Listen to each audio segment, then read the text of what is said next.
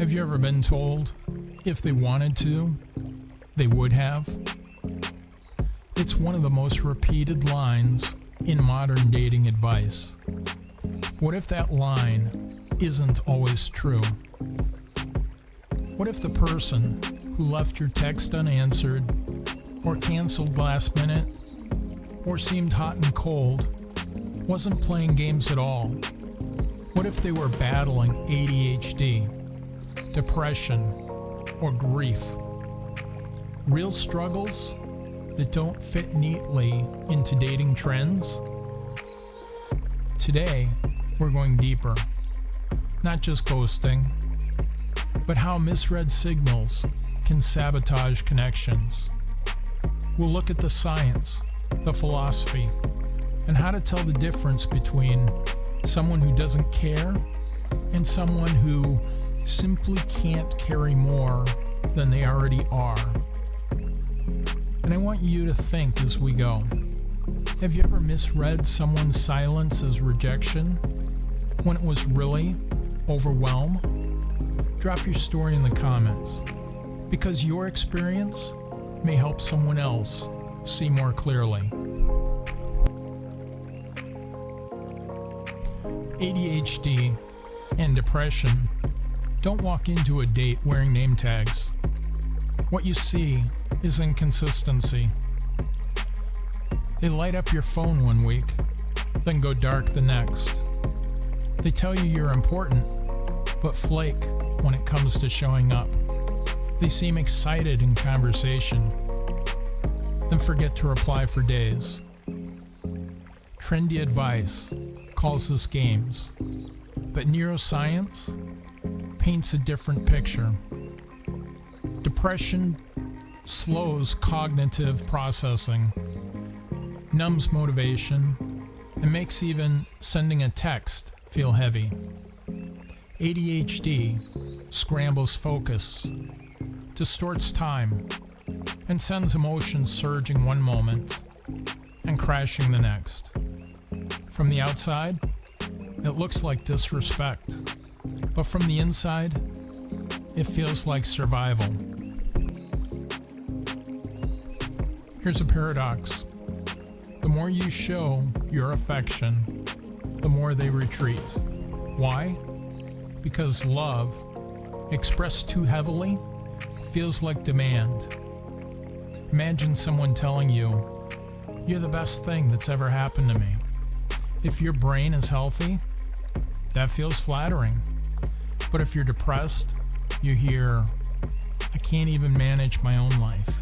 Now I'm supposed to carry theirs too?" The Stoic philosopher Epictetus once said, "When you're offended at any man's fault, turn to yourself and study your own failings. Then you will forget your anger." What if, instead of reacting to their retreat with anger or panic, you considered the weight they might already be carrying? A question for you. Have you ever felt someone's love as pressure rather than comfort? Share it below.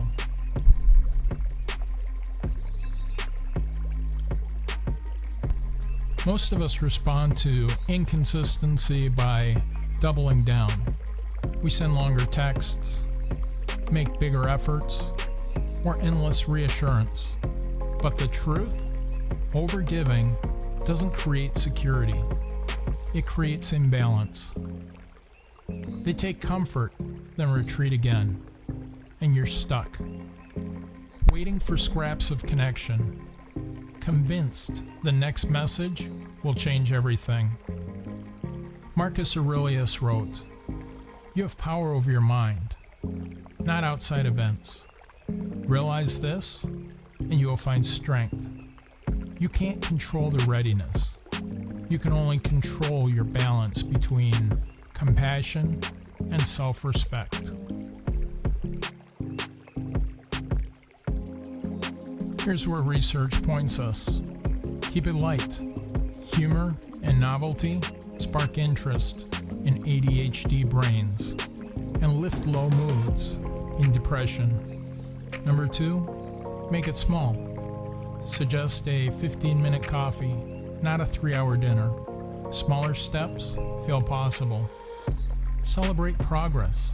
If they call back or show up, honor it without guilt tripping about what they missed before. Remove shame. Depression and ADHD already pile guilt on their shoulders. Your job isn't to add more weight. This doesn't mean lowering standards. It means understanding what actually supports change. Structure, encouragement, and safe connections.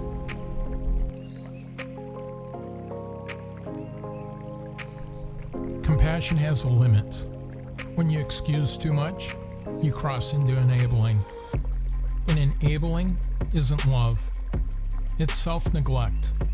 Here's where boundaries come in. Don't initiate endlessly. Don't mistake sweet text for a real commitment. Don't reward silence with constant availability.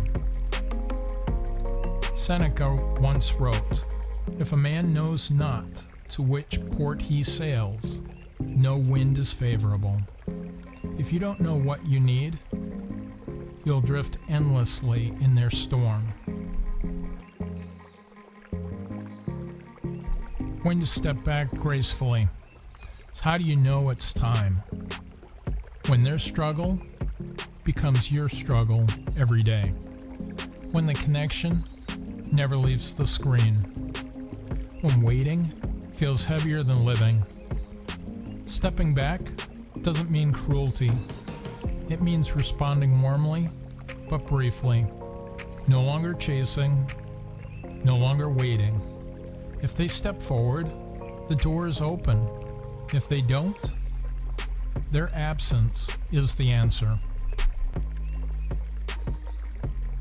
And in conclusion, modern dating advice often screams, cut them off immediately. And sometimes, that's right. But sometimes, what looks like indifference is actually exhaustion.